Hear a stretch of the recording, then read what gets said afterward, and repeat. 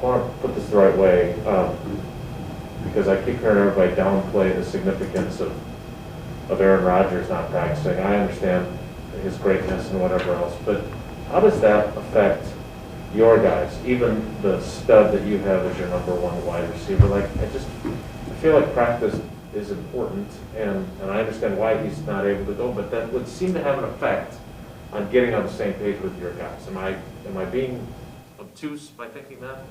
Yeah, I mean, I think everyone, obviously realizes that practice is, very important, and Matt always preaches, practice habits is game reality. So you always want to be on the same page. And I think, Aaron was out there today and coaching us up and talking, the wide receivers are going over there and communicating, hey, are you good with that? We on the same page here. I think that's the only thing that, you like to see that, hey, I'd rather have you do it like this than that. Other than that, our room, the standard, no matter who's out there, that's not going to change for us. We got to win our one-on-ones. We got to play fast, and every week we got to improve, no matter who's throwing us the ball, So I think we've done a good job. Tay's the leader, and he talked to us before we went out there saying, hey, if 12 ain't out there, we got to pick up the standard of the whole offense, because his motto is we go as our room goes, and that's kind of what Tay talks about. The receivers should be able to carry us. We don't have to lean on everyone else. We should be the group that steps up and does that. So Tay tries to hold that standard. If it's not there, then he usually gets on a guy. Did the Seahawks triple team him in the red zone one time, or am I seeing ghosts out there?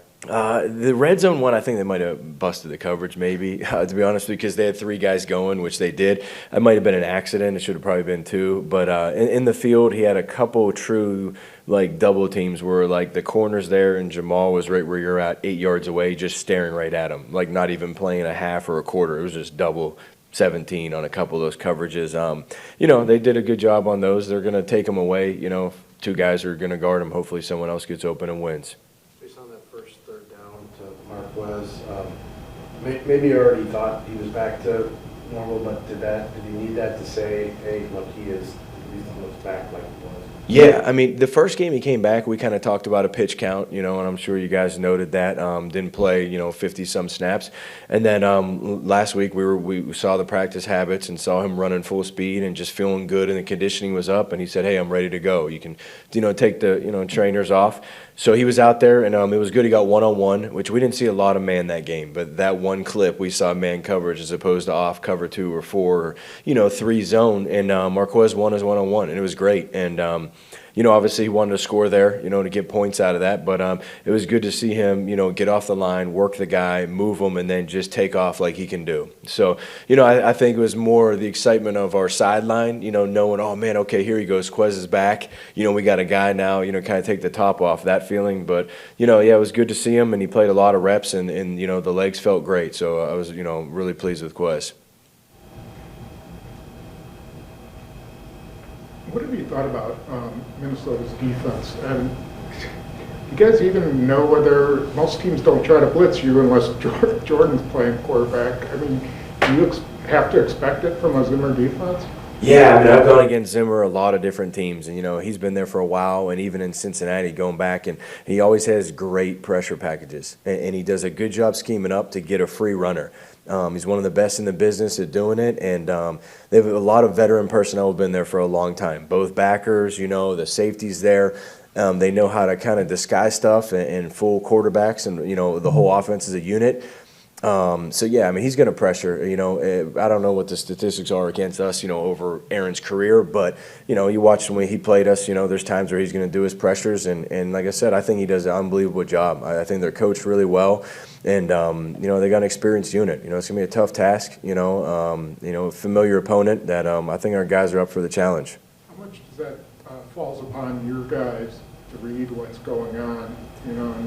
It definitely does. I mean, if you watch the tape, on the Vikings, there'll be times it almost looks like punt rush. There's 7, 8 guys at the line of scrimmage. No one's even covering your number 2 receiver, and he has great packages out of it. He's trying to force you to get the ball out and then rally and tackle, or, they disguise and then they drop back. Like I said, it's last night was a tiring night because of the stuff that he does. We have to prepare for our guys and our coaching staff. So there's no doubt about it in our room. We got to be on our stuff because it's not just like playing cover one or, simple Tampa 2. He has some exotic packages. I don't even know how they have enough time to come up with them all, but like I said, I think, I have a lot of respect for their coaching staff and, divisional opponent, what they do to, when you watch the tape of other opponents, they're leading the league in sacks for a reason, and it's coaching and their players, like I said, they're a good unit.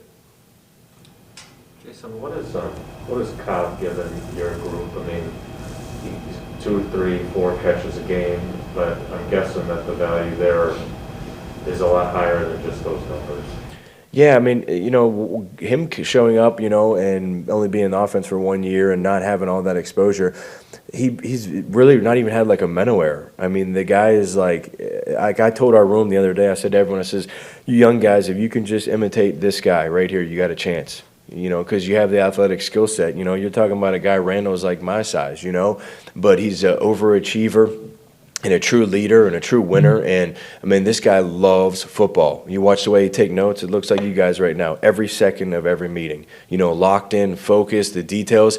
And that's the one thing, getting to know him, I kind of texted him just last night, actually, and, watching him in practice. And I said, the way that you practice, man, it's like admirable. For me, I'd never been around him, and it's not like I made him become this. He's through himself, and he said, I take so much pride in being, that guy, and that's just who he is. So like you said, it might be 2 catches, but I know when the ball is in the air or it stays direction, we got a good shot to come down with it just because the way he goes about, every single day, So like I said, I've been blessed to, him come back into the room. It's been awesome. Anything else, guys? Okay, that's one last thing. Yeah. How important has Lazard been in terms of helping not only you, but like sort of the tight end game, and that, since you have Tanya, and I see you notice you kind of use him a little bit like a tight end. Yeah, I mean, no doubt. I mean, Allen's, 220 pounds and, almost the size of some tight ends on other rosters, and losing Bobby, is a big loss. He's a great player and a great teammate, so, no one can really fill his void at that position, but everyone else has stepped up. You've seen we've gone 4 wide a lot more, than we had in the past, and that's kind of Allen's role, and, like he said, he's even called himself a glorified tight end at times. So, the one thing I like about 13, Allen for us is, truly for him, no matter what he can do to help the team and be on the field, he's going to say, put me in that role and I'm going to do it, and like I said, it's hard to find guys of his size and stature who can go out and just, put hands on people and get after it like he does.